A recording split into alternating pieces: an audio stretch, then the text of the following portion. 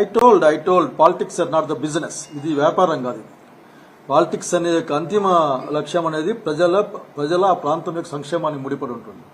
So ఈ టైంలో డైరెక్ట్గా ఎన్డీఏ ప్రభుత్వం అని చెప్పుకుంటున్నారు చంద్రబాబు నాయుడు గారు. నేను ఎన్డీఏ ప్రభుత్వం, బీజేపీ, జనసేన కూటమి ఎన్డీఏ అని చెప్పుకుంటున్నాను. సో ఎన్డీఏ ఆర్థిక విధానాలు కానీ ప్రజా విధానాలు కానీ ప్రజలకు అనుకూలంగా ఉండవు, రాష్ట్రానికి అనుకూలంగా ఉండవు, ప్రజల సంక్షేమాన్ని దెబ్బతీస్తాయని నేను బలంగా నమ్ముతున్నాను. So this is the platform to work.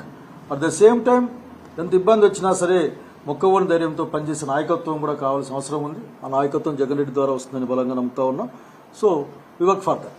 At the same time రాయలసీమకు కూడా, మా ప్రాంతం రాయలసీమకు, మా జిల్లాకు కూడా అన్ని విధాల ఒక సహకారం కానీ అభివృద్ధి కానీ జరగడానికి జగన్మోహన్ రెడ్డి గారి యొక్క చొరవ, వారి యొక్క ఆలోచన ఉపయోగపడుతుంది బలంగా నమ్ముతా ఉన్నాం.